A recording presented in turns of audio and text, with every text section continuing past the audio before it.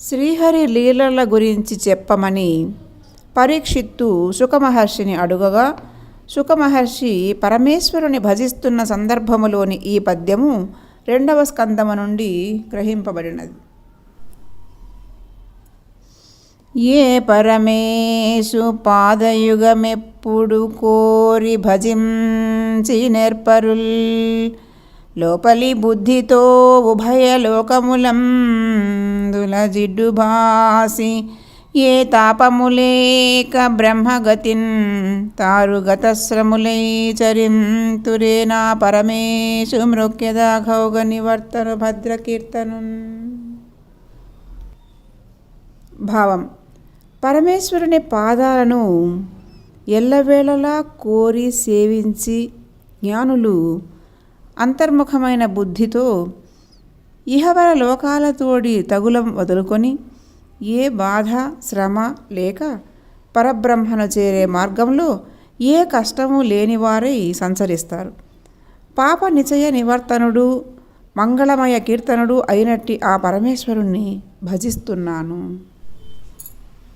అర్థాలు: ఏ పరమ ప్లస్ ఈసు, ఏ అత్యుత్తమ ప్రభువు యొక్క పాదయుగము పాదముల జంటను ఎప్పుడున్ ఎల్లప్పుడును కోరి ఇష్టపూర్తిగా భజించి పూజించి నేర్పరుల్ నిపుణులు లోపలి అంతర్ముఖ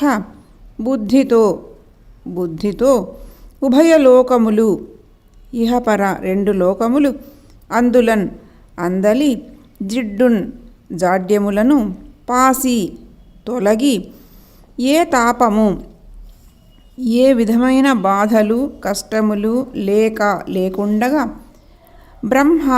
పరబ్రహ్మను గతిన్ చేరు మార్గమును తాము గతించిన శ్రమలు ప్లస్ శ్రమ కలవారై చరింతురు తిరుగుదురు ఏన్ నేను ఆ పరమేశున్ ఆ అత్యుత్తమ ప్రభువునకు అఘ ప్లస్ ఓఘ పాపపు పరంపరలు నివర్తనున్ పోగొట్టు వానిని భద్ర క్షేమము కలిగించు కీర్తనున్ కీర్తనములు కలవానిని శ్రీ మహావిష్ణువును మ్రొక్కెదన్ నమస్కరింతును.